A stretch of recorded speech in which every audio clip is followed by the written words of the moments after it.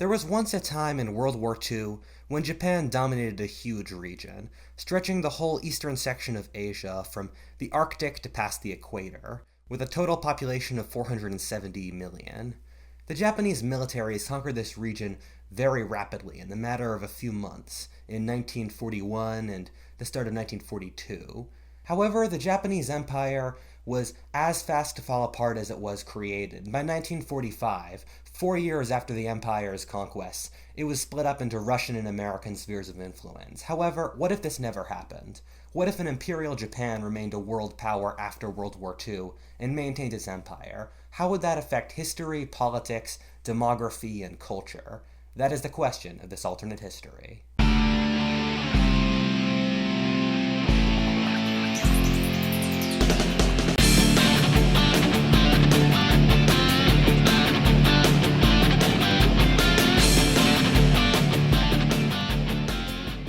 The main reason I've never made a What If Japan Won World War II timeline before, even though it's incredibly obvious and a popular timeline, in my 6 years of doing this, is that the Japanese were fighting a hopeless war. Japan had a population of 71 million, and their combined opponents had 965 million, or in other words, 13 times their population.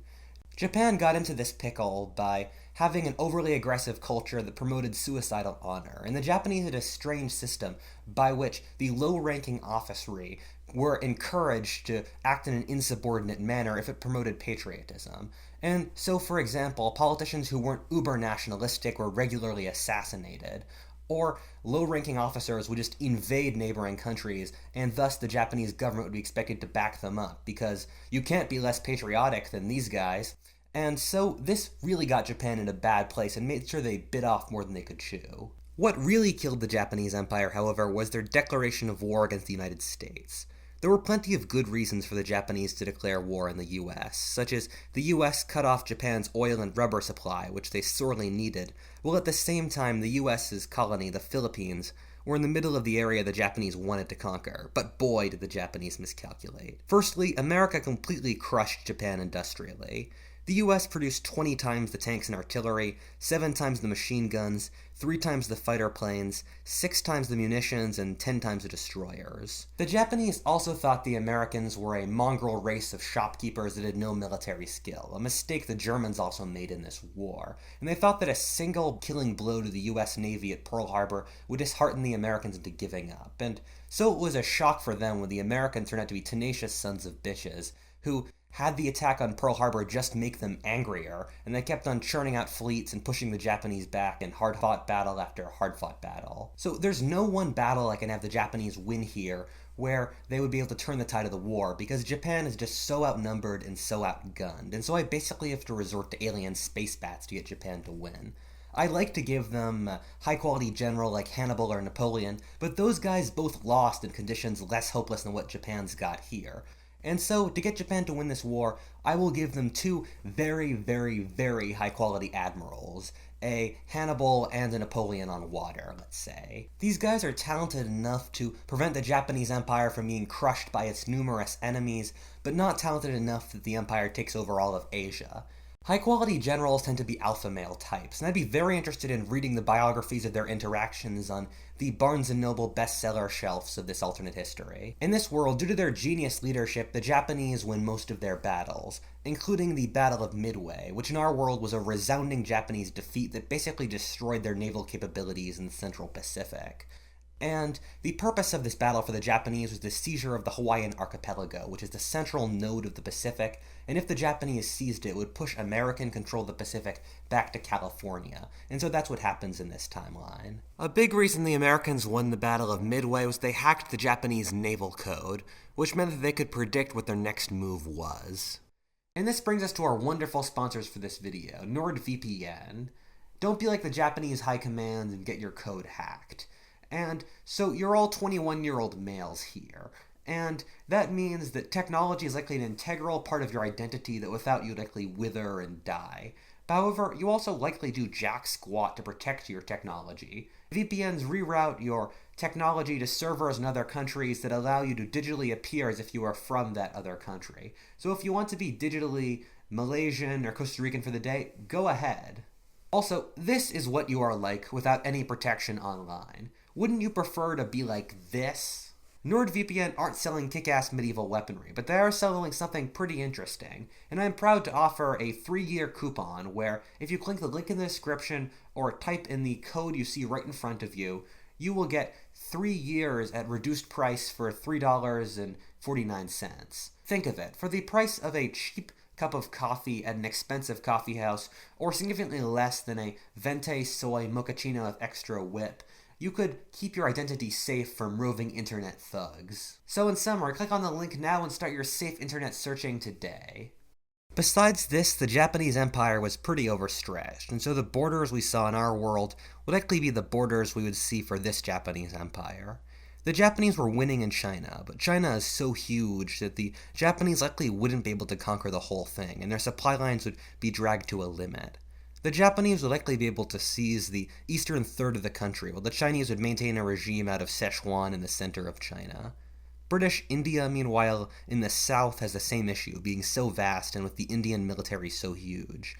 The Japanese had no interest in conquering Australia in our world. In this world, the Japanese destroy 4 American fleets sent against Hawaii, and so the Americans decide to instead focus on Europe and defeat the Nazis. And thus in this world, the Nazis are still defeated and the Iron Curtain still divides Europe between Russian and American influence. And the Americans don't use the nuclear bomb on Japan, as they realize there's no way it would end the war and it would just provoke generations of animosity against the Americans on part of the Japanese. So here we are in 1945, and the world's divided into 3 spheres of influence: Japanese, American, and Russian. And it wouldn't be as cut and dry as our world's Cold War. All sides involved would despise each other. The Japanese hated communism more than any other nation on Earth, and the Americans would hate the Japanese for obvious reasons. And so, rather than the bipolar world order we saw in our world, the Americans and the Russians constantly competing against each other, we would see a multipolar world order with the 2 weakest factions fighting against whichever one happened to be strongest at the time. So we would constantly see an evolving balance of power. In fact, the map and geopolitical situation isn't that different from the world that George Orwell portrays in 1984.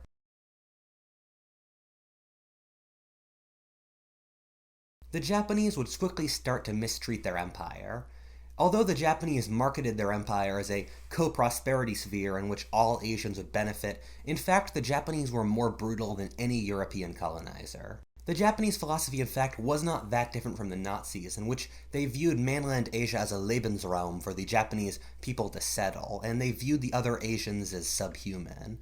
In this world, they would send farmers and businessmen to the temperate climates of mainland Asia, and this was happening in our world to a certain extent with Japanese settlers in Manchuria and Korea becoming sizable minorities. However, they would never replace the native population in any of these areas, which was quite large, and instead the Japanese would become a sizable minority in many different areas. The Chinese are the best administrators in history. China is the oldest still living civilization on Earth, and the Chinese have managed the always most populous and often wealthiest nation for all of history. And thus it goes without saying that every conqueror of China has used the Chinese to govern China because they're the only people who can. China always assimilated its invaders because the government had to become Chinese to run China. The Japanese would thus be forced to use a Chinese bureaucracy to manage China, while a tiny Japanese elite would rule out of Shanghai. This is similar to the British in India, who managed their massive domains with almost no Britishers, manning the civil service and military mostly with Indians. The Koreans are the closest people to the Japanese on Earth both culturally and genetically, but in our world the Japanese viewed them as subhuman. And when the Japanese controlled Korea, they oppressed Korean culture and tried to assimilate them into Japanese. However, the proportion of the Japanese inside the empire wouldn't be large enough to have just the Japanese run it. And so, the Japanese would start to recruit Koreans to help them. A situation likely developed similar to Ireland in the British Empire, in which Irish culture was brutally repressed back at home, but the Irish were recruited en masse to maintain and populate the empire. The Japanese would treat their colonial populations with scorn, and in effect, through racist policies, prevent their industrialization or economic growth. The Japanese wouldn't want these areas to compete with them industrially and want to keep their labor source cheap, and so would enact policies that would discourage native industrial growth. This is sort of what the British did to the Indian textile and shipping industries in our world. The Asian tiger economies we saw in our world, such as South Korea, Taiwan, Vietnam, etc., simply would not exist in this world, and these regions would be significantly poorer, with a standard of living more along the lines of what India has today. You could have effectively divided the Japanese Empire in two. The regions that have histories of civilization going back to before the birth of Christ and organized bureaucracies and cities, and then the regions where you have to worry about headhunters. We've already talked a fair amount about the first region. In the second, the situation would be quite different. The Japanese conquerors would, in effect, not be quite different from the European colonizers before them, albeit more brutal. They would exploit the native population and use them for work in rubber plantations or mines owned by the Japanese. Japan would have an even better economy in this world than it did in ours. They would take the resources from their subject populations and then sell them their industrial goods. And so in this world, Japan would have one of the highest standard of living on Earth.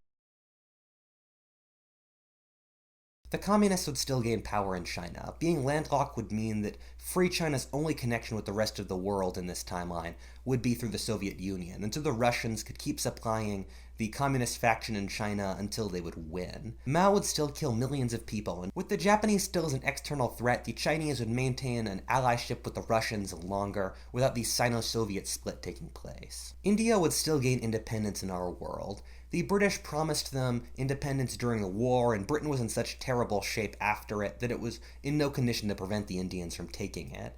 And the Indians would initially flirt with the Japanese, buying into the whole Pan-Asian cooperation sham, but would quickly realize what the Japanese were about, and would then ally with the Soviets, who were a third-degree friend in our world. And since they'd be Soviet allies, the Indians would take an extra dose of left-wing socialist economic policies that would slow down their economic development in this world. With the US's sphere of influence mainly being Western Europe and a few Latin American dictatorships, the US would strongly base its identity around Western civilization. America would frame its conflict around Japan as a civilizational and racial one, and Americans would view their conflict as a war for democracy, white skin, and Christianity, the three of which they would view as inextricable. And this would slow down racial relations quite a bit in this timeline. This would also be combined by a complete lack of immigration from Asia due to the Japanese dominance of the region. And for all the alt-right assholes who are going to be like, perfect world, can't wait to move there, imagine how much food would suck.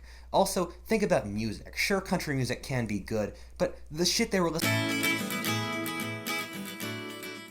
Which is why the neo-Nazis can take over the alternate history community over my...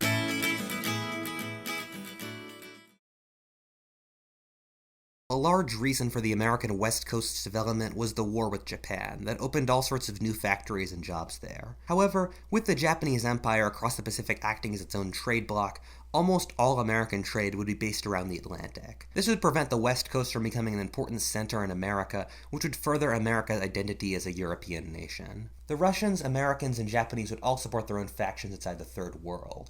West of India, Pakistan demanding an ally against India could either become an American or a Japanese ally. Africa is a complete toss-up.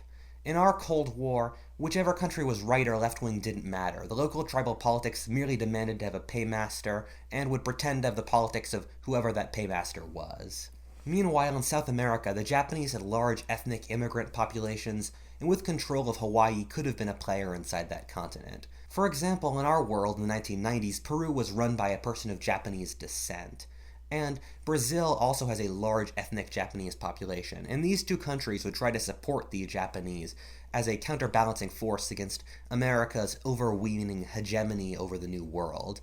And the Americans, not wanting to have alien influence inside the New World, would try to support factions in these countries against the Japanese. And so we would see these countries collapse into civil wars between Japanese and American influence. Maybe America's Vietnam in this timeline would have been fought in Peru.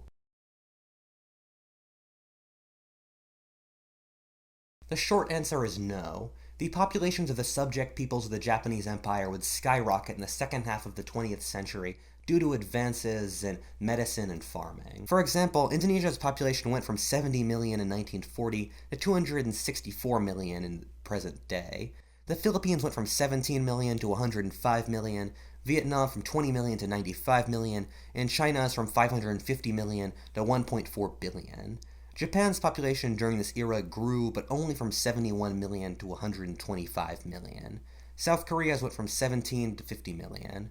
the proportion of Japanese and Koreans inside the empire would shrink to such an extent that maintaining the empire would become impossible, and if not, then unrealistically expensive. Also, the rise of Islamic fundamentalism would start a fire with the large Muslim populations in Indonesia and Malaya as a rallying cry to fight for freedom.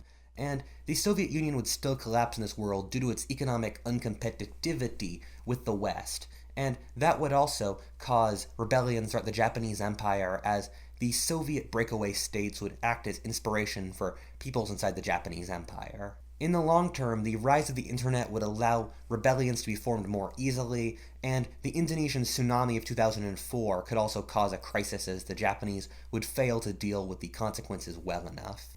I don't know if the Japanese would still be fighting for the empire, or if they would have given it up by now. However, I do know that this whole East Asian region, with the exception of Japan, would be significantly poorer. Having been oppressed by the Japanese for generations would mean they would have missed the East Asian tiger boom that took place in our timeline. It's possible we might have seen communist China remaining Maoist after the fall of the Soviet Union, similarly to North Korea in our timeline. And this would have resulted in an interesting split, by which the newly free parts of eastern China that gained independence from the Japanese Empire wouldn't have wanted to join the communist center of the country, and so there'd be an East and West China. And in China and Korea and all the new regimes, we would have seen nationalistic right-wing regimes that would appeal to local senses of pride after their culture had been downtrodden for so many generations by the Japanese. Whatifalthist, thank you for watching. If you enjoyed that video, please comment, subscribe, support me on Patreon, and tell a friend. As always, have a good day, and thank you for watching.